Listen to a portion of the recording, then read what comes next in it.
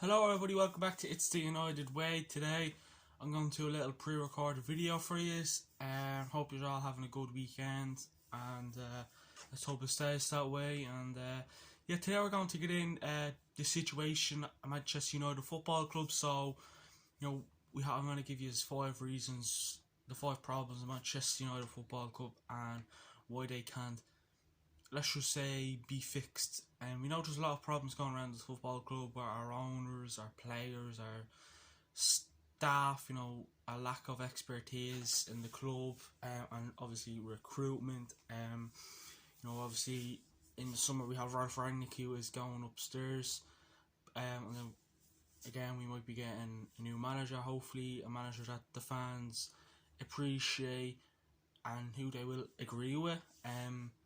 Again, if you haven't already watched the managerial debate last night, please do. A lot of good points, a lot of few funny moments as well. Yeah, we came up with a name with the Spanish manager, because when we say his name, let's just say things, we got a lot of technical difficulties. So Ryan, who was a part of the channel, named him He Who Shall Not Be Named. So if you know who the Spanish manager is, if you know what he does, we call him here at It's the United Way He Who Shall Not Be Named. Like I bet you if I said his name right now, the pre-recorded video would go out the window. But yeah, I have a few little bits wrote down. Again, as I said, I hope you're having a great weekend. I'm having a good weekend. The weather's fine. And Man United's not playing, so no stress coming up. No stress coming my way. So obviously, there's a lack of expertise in the club. Recruitment wise, if you talk about the owners, sporting directors and stuff like that, people behind the scenes, and even backroom staff, managers and players even. And too many managers that have came into the club have been allowed to recruit too many of their own players. So we look at, say, Mauricio Pochettino, who is a candidate to come to Manchester United Football Club. He would come and he'd look at the teams that he used to manage. So we look at Tottenham, for instance, Harry Kane, maybe Heung-min Son, or you look at PSG, who he's managing at the moment of time. You have Verratti, Marquinhos, Kimpembe. Like, don't get me wrong, I wouldn't mind them players, but them players don't want to play for him. I mean, PSG are getting rid of him in the summer, so the way things are going. So we need managers to come in and kind of rebuild the club, not managers coming in and signing, players that they used to manage. Like, don't get me wrong, like, that's not for me. Like, we need a fresh player. We need a fresh player, fresh face to nearly everyone at Manchester United Football Club, including us fans. And we just need a new, we just need a new Manchester United, because Manchester United now is not good. The old Manchester United back in, the good days, the glory days, the 90s, the 80s, 70s, you name it, was the good Manchester United. Like when I say good, like Manchester United were a team every team feared. Now we're a team that every team loves to play, and that's not good. Like, we're meant to be one of the biggest clubs in the world. I know we have a good few players at the football club, but some of them aren't showing it. Like, we signed Rafael Varane in the summer, we signed Cristiano Ronaldo in the summer, and Jadon Sancho in the summer. And Ronaldo's his season so far is very weird. It's one minute he's having a good patch, next minute he's having a bad patch. And we get too carried away at this football club. We get carried away with players, we get carried away with the team, we get carried away with everything. We get carried away with news coming out of the club, like about the managers or players like that, and we get too excited. It's the hope that kills you. We look at the games Manchester United play and we go into it confident. After recent after winning our recent games, and you're like, okay, we're going to beat this team.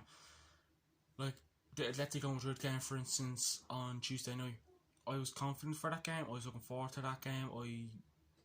I was probably very, very confident that I would always be, and we lost the game. And you know, I know people saying, you know, we weren't going to win the Champions League, but you know, 99% hope, 1% chance. So there's, you know, there's a 1% chance to win the Champions League, but the rest, the other 99 is just hope, really. You know what I mean? And you know, it'll be a good 5-10 years before Manchester United do actually win a trophy. I think it'll be a long rebuild.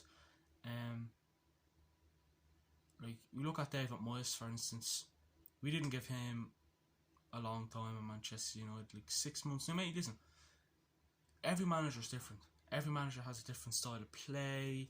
You know, different players, different rules and stuff like that. But you know, the players have to get used to that. But like Manchester United don't get used to that, and it annoys me. Like you get managed, like happened a few weeks ago when they were training after a certain time and it was dark. They didn't like that, but that's their job. That's what they're getting paid for. Like, don't get me wrong. If you weren't getting paid for it, like, okay, fair enough. But playing for Manchester United is their full-time job. They get paid for that. Like, and we let them away with that. Like, you know, the Manchester United team of now gets away with murder. Like, I mean, murder. But the Manchester United back then wouldn't get away with murder. One bad pass, you'll hear about it. One bad pass and you will hear about it. Now, one bad pass, or you score an own goal, or you make silly mistakes or whatever, you get away with it. In fact, you get praised. Like, imagine having Roy Keane as Manchester United captain. Like, imagine letting Roy Keane into the dressing room before a game. The Man United are playing. Let's just say a few players would come out crying, and a few players would come out upset, and a few players wouldn't even come out that are regular starters for the club, because that's what a captain's all about. And you know, I'll move on to the captain, who is Harry Maguire. He's not a captain. Harry Maguire is not a captain. He does eat. When he played for Leicester, wasn't captain. He plays for his international team, which that is England, isn't captain. But still he comes to Manchester United and gets the captain's armband. And obviously he got the captain's armband under Ollie, but Ollie didn't have that much experience at Manchester United, and that's why we shouldn't have took him in. Like, again, I know he's a club legend. I know he did a lot for Manchester United Football Club. Like, he won us the treble, really. Like, if it wasn't for him scoring from the corner, we wouldn't have won the treble. But you know, he's not a good coach. Like, I know he did well he managed Mull and Cardiff, but they're small teams. He didn't build himself up, and we let managers that have no experience manage a club, and they don't build themselves up. Like, you know, Chelsea's manager does it. Pep Guardiola did it, and Jurgen Klopp did it. Why can't we get a manager that can build himself up? Why can't we get someone into the club that builds himself up to be the top dog, really? We don't do that. And that's why, you know, we're in the situation we're in now. Like, look at the Glazers. We're not doing much to get the Glazers out of Manchester United Football Club. We're not doing enough. As fans, we're trying to do all we can, but unfortunately, our opinion doesn't matter.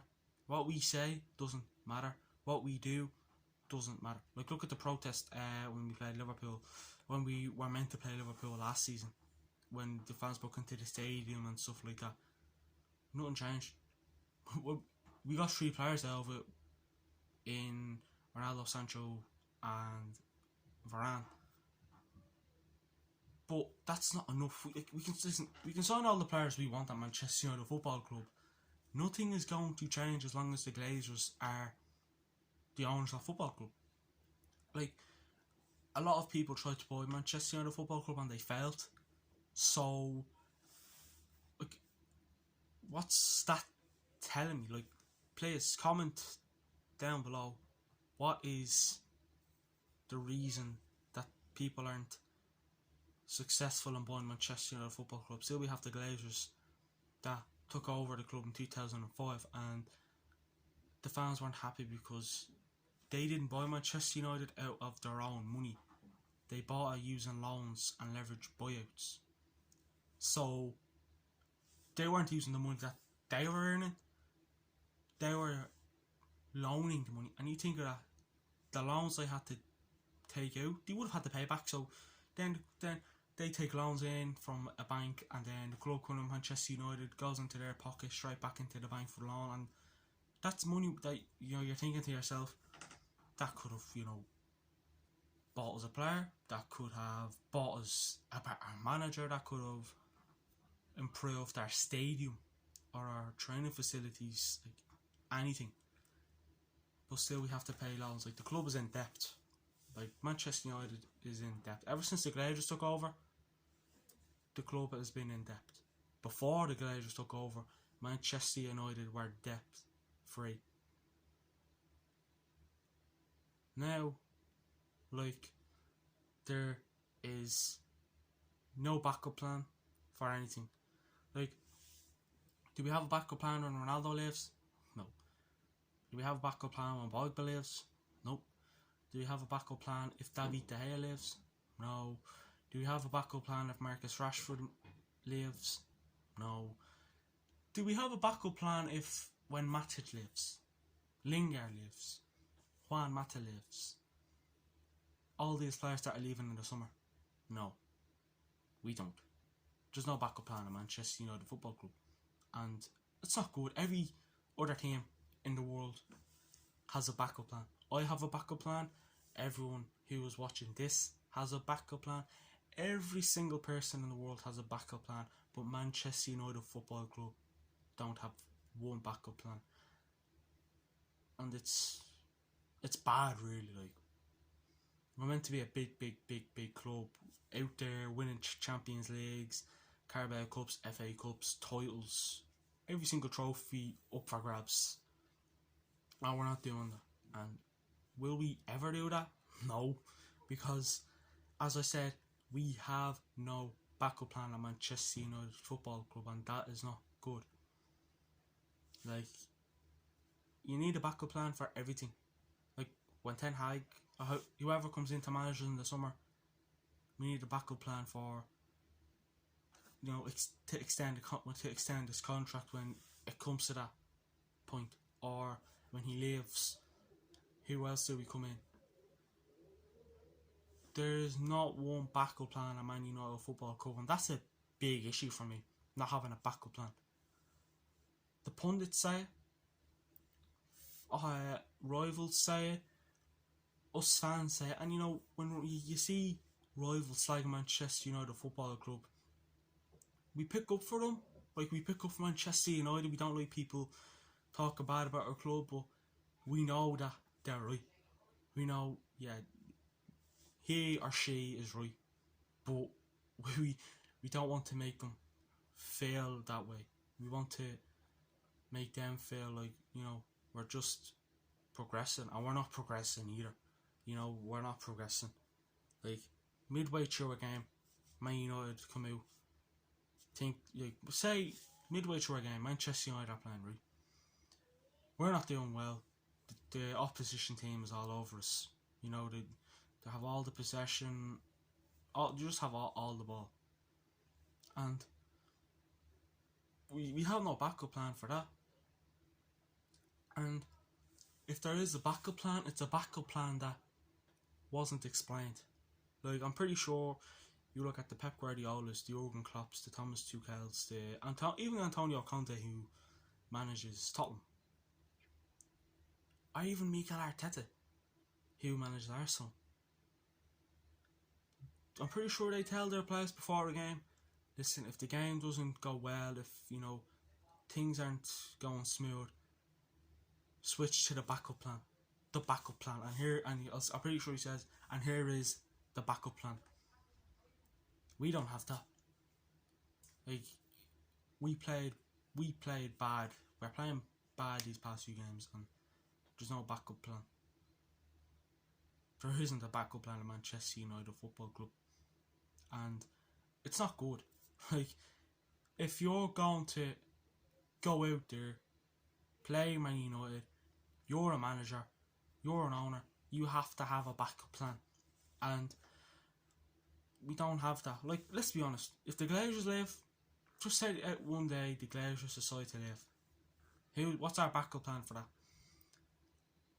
What's whoever comes in the summer, like the manager that comes in the summer, what is their backup plan? Players that hopefully we do sign in the summer, what's their backup plan? What's our backup plan when players leave, when Manchester United players leave the club? What's our backup plan when all the loans come, when all the players that we let out on loan come back? What's our backup plan for that? Or we just sell them, we let them back out on loan? Like, you easily can't do that. Like, but they hesitate because they're like, oh no, we have no backup plan, so we're going to just send him back out on loan there. We're gonna invest and sell him. No way. Like, there's a lot of money coming into Manchester United Football Club, and the Glazers are taking the money out. And for me, I think the Glazers are the biggest problem in Manchester United Football Club. I know some people say it's the managers, some people say it's the players. It is the Glazers. It's the Glazers for me, because they're not investing. Like Manchester United is worth around $3 to $5 billion, and that's still a lot of money. But the money that comes in, where is it going? Like, where is all that money going that comes into the football club? In my opinion, I think the Glazers are taking it out and investing that money into the Tampa Bay Buccaneers, which is another club they own. And the Buccaneers are doing better than us. The Glazers, go watch the Buccaneers play. Like, they said a story to college kids about Ronaldo, and they got Ronaldo's age totally wrong. They got all the information on Manchester United totally wrong, and that's not ideal at Manchester United. Like that for me sounds like they just guess. Like, when United is playing, do they even take out their phone and see what the score is? Do they, keep track of all our games? Do they go and watch us play? Do they invest in the club? No. And the players are like, why? I'm pretty sure the players are like, why am I playing for this club that they have owners, they don't treat me well, they don't treat the club well, they don't treat the fans well, they don't give me what I want, and they don't come and support the club. So who am I playing for? Am I playing for Manchester United, or am I playing for the Glazers? And they're probably thinking to themselves, they're paying my wages, they're doing this, they're doing that, I don't want this, I'm just going to play bad, so then I hope the Glazers are locked up. No. The Glazers are the big problem in Manchester United Football Club. Like, really, really is. Like, we'll come back to Ollie. He did not have a tactical solution to solve the games. His style of football is reliant in the extreme of the form of the team. We played these big teams under Ollie and we didn't do well because there was no style of play. Like, we're meant to have a style of play under Ralph Rangnick, and the geez, pressing, attacking football. We don't do that either. But, a lot of people are saying that we have a style of play now. We don't. Now, again, it's not just most of the players are the problem. But the Glazers are one of the problems at Manchester United Football Club. Like, we have Pogba, who will be leaving Manchester United Football Club in the summer. And no team is coming for him. But the club should at least ask him, listen, Pogba, can we extend your contract to another year? And then if you get a good offer coming in for you between now and your contract ends, your contract extension ends, we'll get rid of you. We spent a lot of money on you, so we don't want the club to kind of, you know what I mean? We don't want to lose that money. And let's be honest, he has high wages. We bought him for, he was like one of our biggest signings, like Manchester, like most dearest signings. Like he was up there.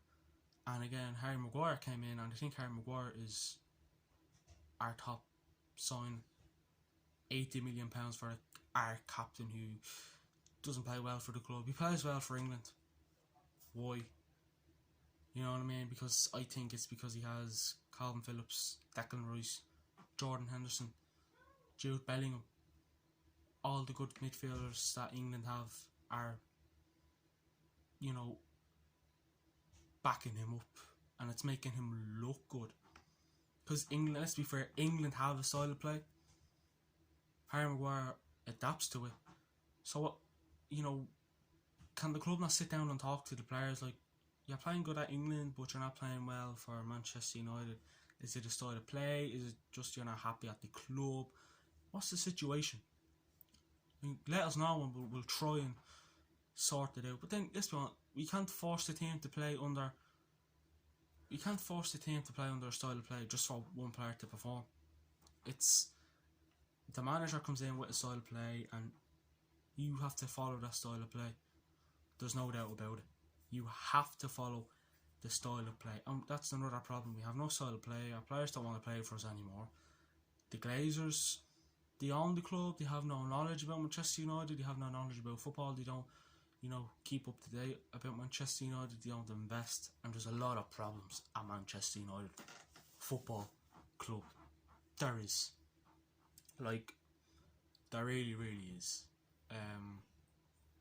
But again, we'll get into that further probably on a live stream next week. The only reason why I came on to do a video today is because you're meant to have a quiz, but something came up, so we will have that tomorrow night at 7 PM, and hope to see you all there. Please, if you can, go and follow all our social media platforms.